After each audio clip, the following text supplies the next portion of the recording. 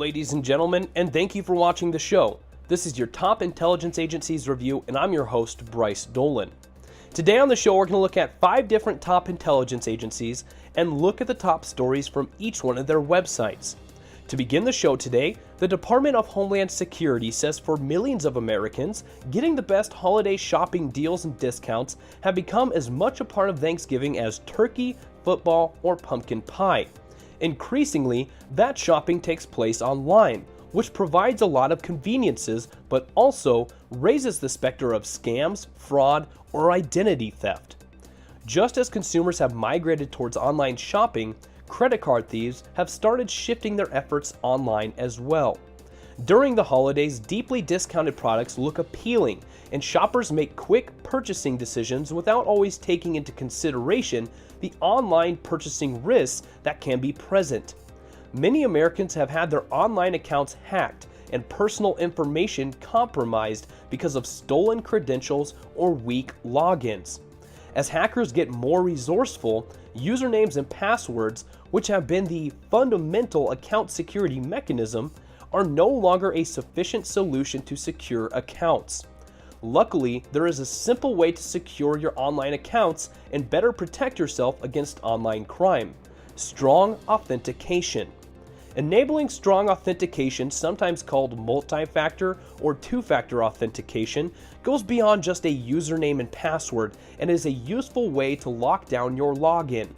I encourage you to enable strong authentication on your sensitive online accounts, such as your email, banking, or social media accounts.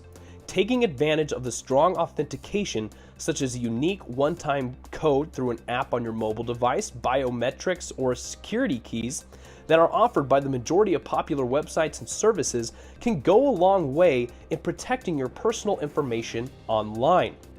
The White House recently launched the Lock Down Your Login campaign to encourage all Americans to protect themselves online with strong authentication. For more information on strong authentication and the new campaign, please visit www.lockdownyourlogin.com.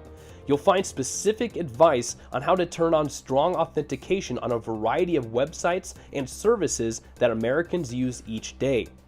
Additionally, the Department of Homeland Security's Stop, Think, Connect campaign has a number of tips and resources to help consumers protect themselves when shopping online. Never provide your banking or credit card information over an unsecured public Wi-Fi network. Shop only at credible, reputable websites and look for URLs that start with HTTPS, which are more secure than HTTP sites. Remember, if it sounds too good to be true, it probably is. Hackers and thieves often use can't-miss details to lure unsuspecting customers and collect credit card or financial information. For more tips and information on how to stay safe online, please visit www.dhs.gov/StopThinkConnect. So a couple websites you can go to: lockdownyourlogin.com, dhs.gov/StopThinkConnect. Both of these are very good sites to go get some advice and tips about locking down your login or your information online.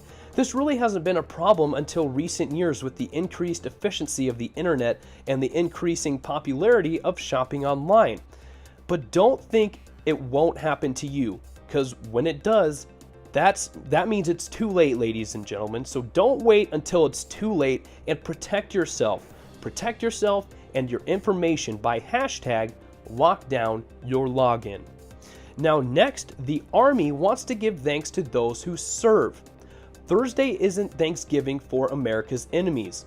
While the vast majority of Americans were sitting down with family for a fall feast, hundreds of thousands of U.S. service members were on guard around the world, ensuring their fellow citizens enjoy a day of peace.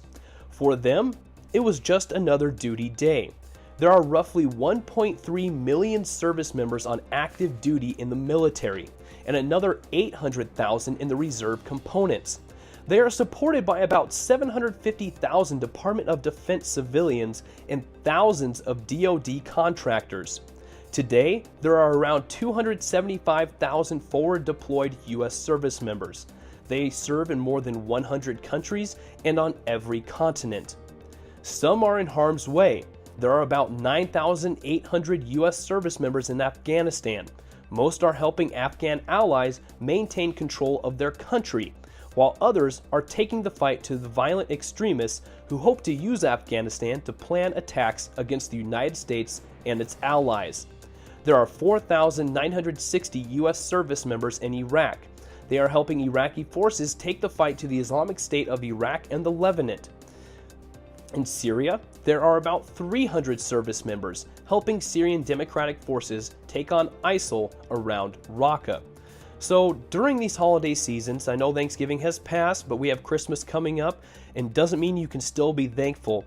Don't be thankful for just for your job or your family and your friends, but also if you see a service member, if you see a member of the military, make sure you tell them thank you and that you appreciate their service, because a lot of them, as you can see from this story here, don't have the privilege at this time to go home and celebrate the holidays with their loved ones. So the least we could do is say thanks to those who sacrificed their holidays for us.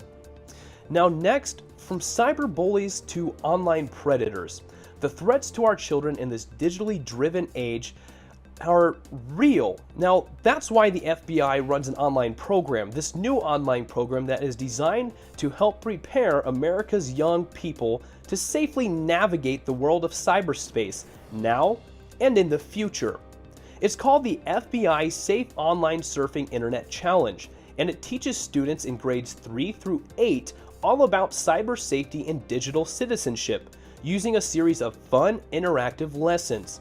To enhance learning, the program includes timed exams and a monthly national competition for registered schools. And the FBI-SOS program launched 4 years ago, just past a major milestone. More than 1 million students around the country have now taken the exam and completed the program.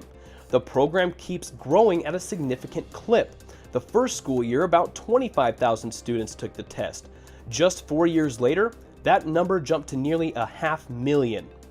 Topics covered in FBI Safe Online Surfing Internet Challenge include cell phone safety, privacy, online predators, social networking, gaming safety, and most important, cyberbullying. There is also a version of the site in Spanish. Does your school participate? If not, we want to invite all teachers nationwide to sign up. Registration is quick and easy, with approval in 24 hours or less. Approved teachers are given access to a secure system that enables them to set up classes, create anonymous test keys for their students, and obtain their exam scores. Email customer service is also provided. The website is open to the public year-round, so even if their children's school does not take part, parents can still guide their kids through the online activities minus the exam. Teachers and students have responded positively to this FBI-SOS program, and the Bureau plans to continue improving the program and encouraging more students to join. For the FBI, preventing crime and keeping kids safe are top priorities. So we can kind of tie this in with our first story of the day, ladies and gentlemen. By taking this course and getting some knowledge about surfing the internet, first example I can think of is the difference between HTTPS and HTTP sites. Something that as adults we didn't know to look for that, but if our kids go through this FBI-SOS program in school, maybe they can see the differences, maybe they can learn the differences early on, and that can stick with them throughout their lifetime. Because that was new to me. I don't know about you, ladies and gentlemen, but I didn't know the difference between an HTTP and an HTTPS site. But if you send students through this program, they'll learn knowledge like that and useful skills for the future to come. So if your school has not joined this FBI-SOS Internet Challenge, we encourage you to sign up. Next, NATO Secretary General Jens Stoltenberg met with Prime Minister Theresa May at 10 Downing Street on Wednesday, November 23rd, for talks on how NATO continues to adapt to a changed security environment. The Secretary General thanked the United Kingdom for its enduring commitment to NATO and its leadership on defense spending. In their talks, Prime Minister May and the Secretary General underlined the importance of the transatlantic bond. Mr. Stoltenberg noted that the UK is leading by example on defense spending, investing over 2% of GDP on defense. He also highlighted the UK's significant contributions to NATO missions and its commitment to deploy a battle group to Estonia next year, as part of the alliance's enhanced multinational forward presence. During his visit to the UK, the Secretary General also met with Defense Secretary Michael Fallon and delivered a keynote speech at Oxford University. Addressing students on Thursday, November 24th at the Oxford Union, one of the world's oldest debating societies, Mr. Stoltenberg explained how NATO adapts to meet new challenges, keeping all allies safe.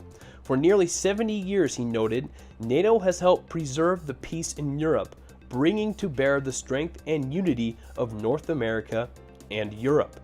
Now you might be asking yourselves, why are we touching on NATO? Why does this matter? Well, with the new president-elect coming into the White House, every relationship here in the United States matters. And the United States has a huge stake in NATO. So we'll keep our eye on NATO and the United States as we continue and get closer to President Trump's inauguration and see if any of these important relationships change or remain the same. Now next, to end the show, the United Nations, to end the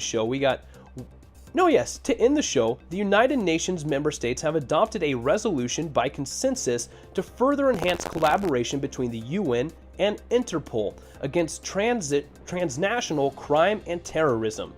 The resolution debated during the 71st session of the UN General Assembly calls for the strengthening of cooperation between the UN and Interpol within their respective mandates in tackling terrorism, including preventing foreign terrorist fighter travel and combating all forms of transnational crime. Addressing the UN General Assembly, Interpol Secretary General Jürgen Stock said the resolution marks an important step forward in our journeys. We move closer to supporting Interpol's vision of a safer world for the member countries of Interpol and for the member states of the UN. Cooperation between the UN and Interpol in these crime areas is key to help bring about global peace and stability and achieve our common goals.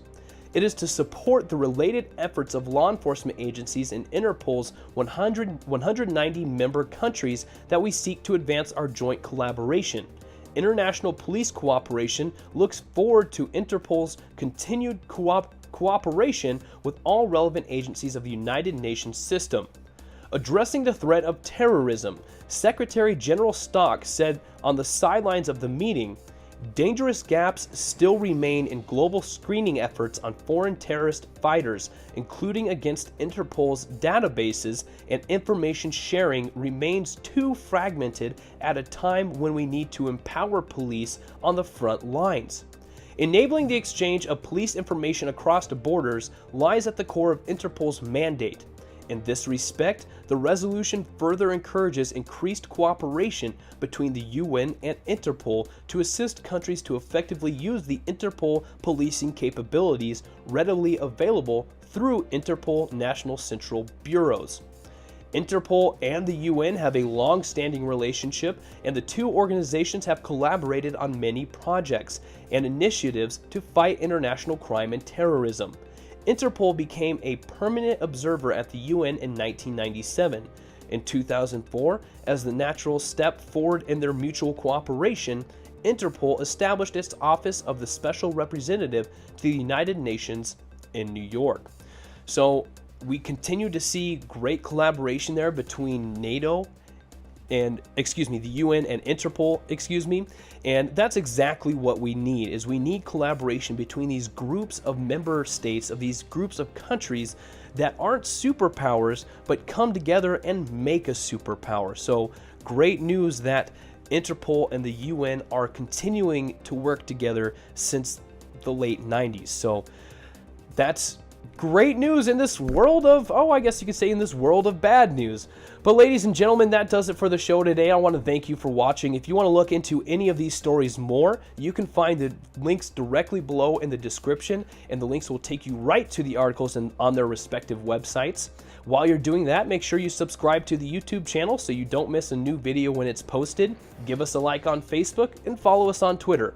But that does it for the show today, ladies and gentlemen. Thank you for watching. I was your host, Bryce Dolan.